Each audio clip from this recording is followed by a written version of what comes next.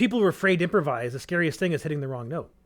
Right? Like that's what they're afraid of. Because if they knew they're gonna hit all the right notes, they wouldn't be afraid to improvise. I think, Yeah. And not being afraid to hit the wrong note is part of improvisation. And then other thing I learned as I went on is it's, especially with jazz music, is don't be afraid to hit the wrong note. Just know how to deal with the wrong note, right? Because a sour note can be a wonderful experience in the middle of something, especially if you hit the wrong note and just like let go, like that says to everybody, I fucked up. But if you hit that wrong note and you bend it up to the note you really wanted to hit, like yeah, that shows a bit of attitude, like go fuck yourself, Yeah. Or when you're improvising, you create an environment in which there's no such thing as a wrong note. You can't play a wrong note. I'm working on a long piece just now. It's coming together really nicely. Actually, I've got a story about that as well, which I want to tell you, because you're kind of involved in it. But I'm working on this piece, and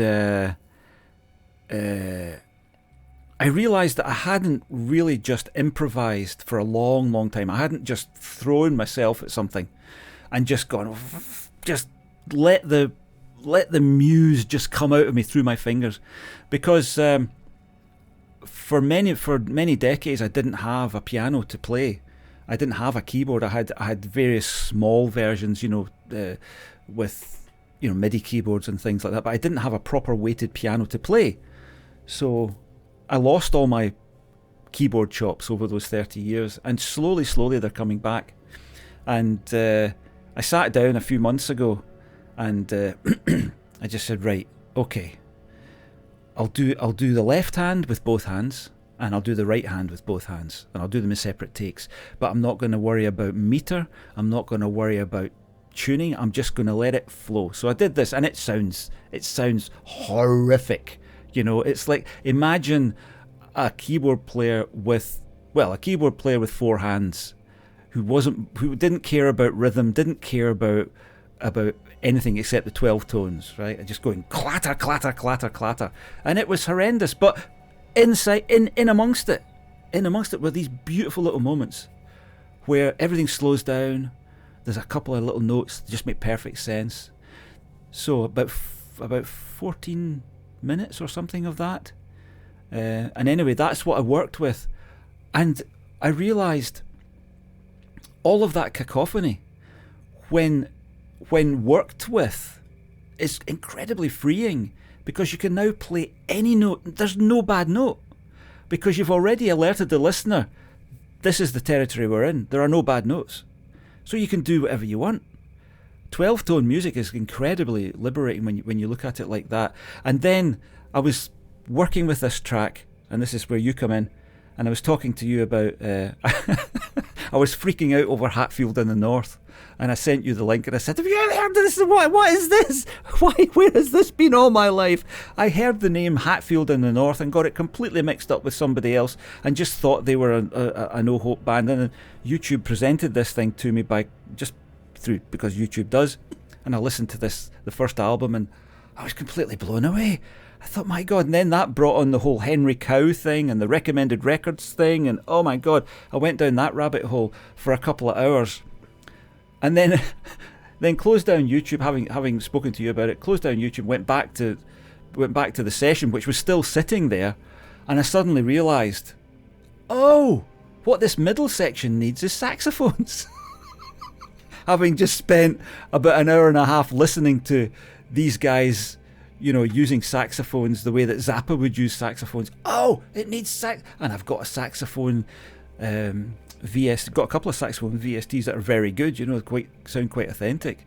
So went back, put down these saxophones, and suddenly the whole thing, this whole cacophony, is just slowly becoming together, sort of crystallizing into this edifice that is probably going to be I would think it's going to be one of the highlights of the album that I'm working on. I would think so. Out of just sheer cacophony come these beautiful things. So there is no such thing as a wrong note. Just create the environment, and you can't play a wrong note. But if you're trying to play a pop song and you hit the wrong note, then that's a wrong note, because a pop song is a scheme of thought, and within the scheme of thought you need to keep it tight. But jazz or, free improvisation, yeah, go for it. Just anything goes. And then when you've got the benefit of recording it all, you can always say, that note really does great with everything else. Just snip, it's gone. Yep. One thing I've noticed too with my my knowledge of music theory, the last year or so, is I've gotten very liberated on, like, I've been learning more about modes and learning more about just different scale shapes, right? Because like for me, like the first time I just started playing around with modes was when I was in that band in college called Twilight Rain. I really wanted a sound that sounded sort of Middle Eastern, right? I didn't know how to get there. Like I was listening to that song Miseru, the Dick Dale version. The song is like one of the oldest songs known, like oldest recorded songs. It's like a copy of, like, there's evidence it's been around for like at least 600 years or something like that. But there's like a certain like flavor to that I was missing in my music, that I kind of wanted to grab, that Tool could touch on sometimes, but I didn't know who to ask or where to find the knowledge of this stuff, right? So I remember I downloaded a bunch of scales, and it had like all these scales, like Hungarian scales, melodic minor, harmonic minor, Dorian, Lydian, Mixolydian, right? And none of them were like, they weren't on the piano, they were fretboard stuff, and it was just like, here's the root, here's the shape. So you pick the root, and this shape, just make sure the root's here, and this shape will give you that scale, right? So I was playing through these scales, and I think it was a harmonic minor. I can't remember if it was a melodic minor or harmonic minor. The names always escape me. But one of those two, they grabbed me because it had that Middle Eastern feel to it. And I found out in North America we call it, or in Western music we call it harmonic minor, but if that scale in the Middle East is called the Mohammedan scale or Mohammedan, and it was kind of what I was looking for. And it wasn't quite the Tool sound I was looking for, but it was close. And I was playing the scale, I learned it, and it became a big part of my music writing for a bit. Improvisation was using this mode. And then one day, I played the shape on the wrong, like I was playing like a run on a string, like just a single string up, and I played it on the wrong string. And it sounded great, but it was like the wrong root. And I was like, what the hell was that? So then I realized that, like, if I take the same scale, the harmonic minor with the root of G, and change the root to D, now I have a Phrygian scale, right? But it has a very similar feel to it, but because the root's different, like, as you know, like a C major and an A minor are the same scale, right? But like an A minor, if the A is the root, it's a minor scale. If the C is the root, it's a major scale, even though it's the same fucking note. But if you're right, so like that, the anchor note is what gives everything this tension and feeling it has, right? Yeah. So I started realizing that the same scale shapes, if you just change the root note, but use the same shape in a different area, you get these other wild interpretations. Not just moving the shape around with the root, but like I found out by accident one time that if I played a pentatonic scale, 2 semitones higher, it's a Mixolydian scale, right? It's beautiful, and it's kind of ugly too. Like Mixolydian it's got elements of the major key, elements of minor key, and elements of like even worse. Like it's got bizarre tensions in it, And I've been loving that. So I play with that a lot now. Like, I'll write a song where like the whole song will be in D, but it'll be like, it'll start off in the Mixolydian mode, then it'll move to the Phrygian major mode, then it'll move to the harmonic minor mode, throughout the song. And I found that very powerful because it might not sound intentional, whereas a classically trained musician will hear it right away and know what I'm doing. Yeah. But the casual listener goes like, woo, this song's taking me all over the world, man. Because it's, and I love that. I love that. And then you get to that point where, there is no wrong note. It just how does the note relate to the feeling you're trying to give, And if you're going for a chaotic feeling or a confusing feeling, then there definitely is no wrong note, And I love doing that too. I love playing chromatic scales in my music and using chromatic stuff, And it's, and then same too with like, again, like if you take like the blues pentatonic, the 5-note pentatonic scale, the regular pentatonic scale, and like say if you use the E as a root, you have like classic blues. But if I move that up 2 semitones, I have like an Asian scale, like a proper traditional Chinese scale. So I actually have a song that did I release it? Was it on everything? Yeah, I think it was called China Blues, where I modulate between a blues song and an Asian song.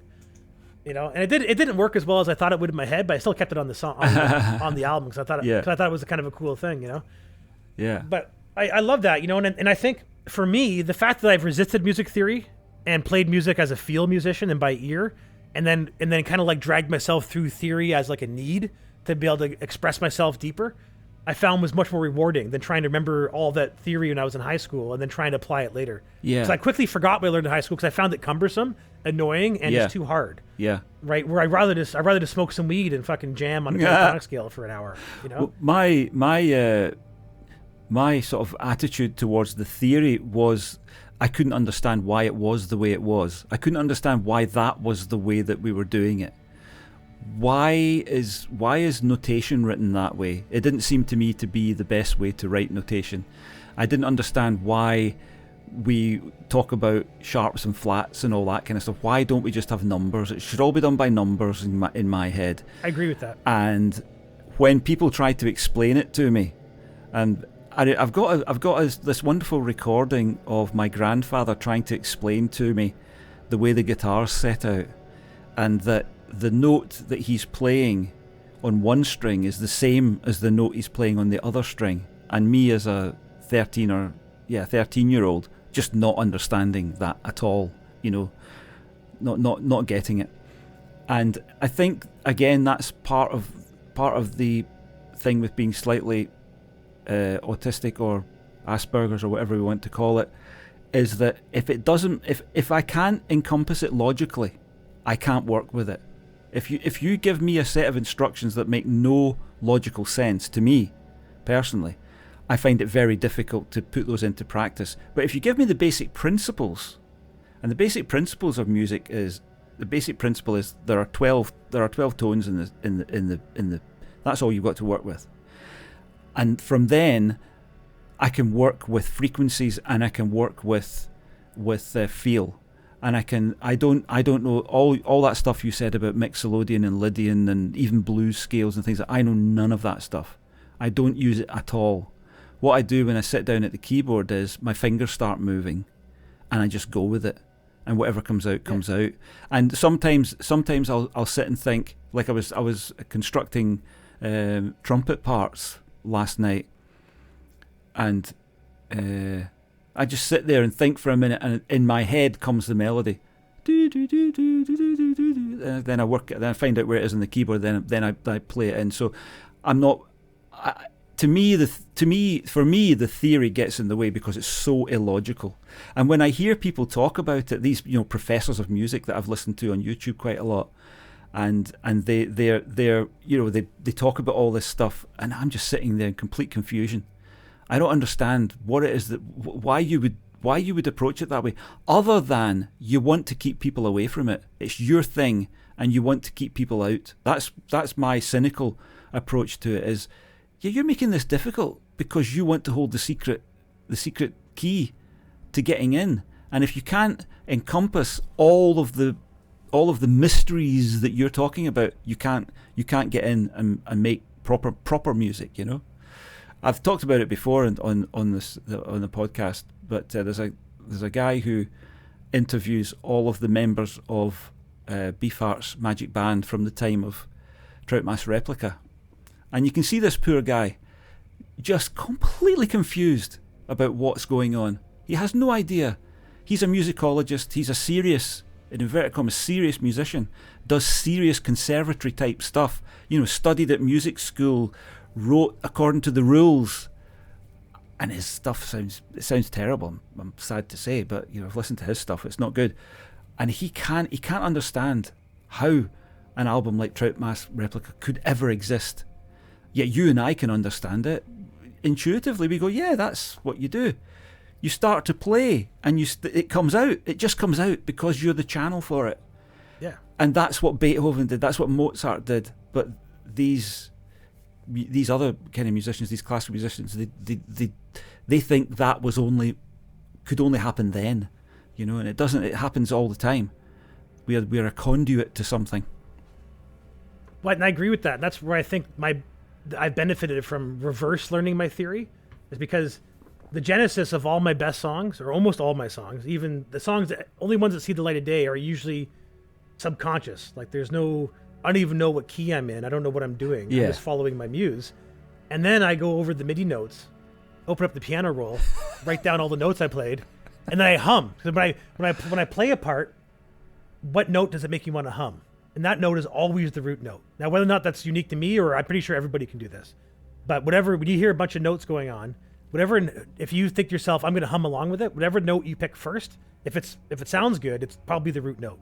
So then I'll go through and I'll find that note that I'm humming, and I'll go, okay, that's the root note, and then I'll just take them and I'll write all the notes in like chronological order, and not chronological, but like in the 12-note pattern. I scale it out, and if I usually recognize the shape immediately now because I'm doing it so long. But if I don't, I go to a website I got called, what's it called here? I got it's favorited here. Music Scale Finder Tool. Right. I'll go to Music Scale Finder Tool. I'll pick the notes. I'll pick the key, and it says for search options, do you want normal scales? And then it has all these other ones. Do you want altered Greek scales? Do you want Western scales, ethnic scales? And I say all of them. I want every fucking scale you can find in there, and I hit find a scale. And usually it's somewhere inside the ethnic scales or the altered Greek scales, or sometimes in the non-harmonic equivalent scales, which are just like, you just invented your own scale kind of thing. Well, you can't. Every scale that's possibly can be done in 12 notes has been labeled and named multiple times, depending on where you are in the world. But then that gives me my ball. And then once I get that, I find that note, and then I can kind of compose around it. Like that makes it easier for me to find my feeding after that. But the magic, the melody, and the magic that makes that song special almost always comes from a subconscious place before I reverse engineer and try to understand what I'm doing. And that's where I found my composition skills got better, because if I can understand what I just made up, then I can apply myself easier to it, I found. But that idea, though, that trusting your muse, I think is what created all this, right? Like I think a lot of these people that learn theory, they don't realize they learned it backwards, right? Because like the major scale wasn't given to us. Someone figured out the most pleasing way to play 12 notes. The most pleasing 7 notes out of those 12 played in order with this root, we'll call that the major scale because it's the best sounding scale.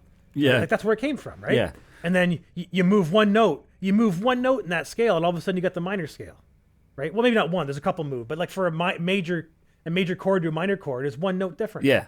But the emotion difference is a whole palette. It's like left and right.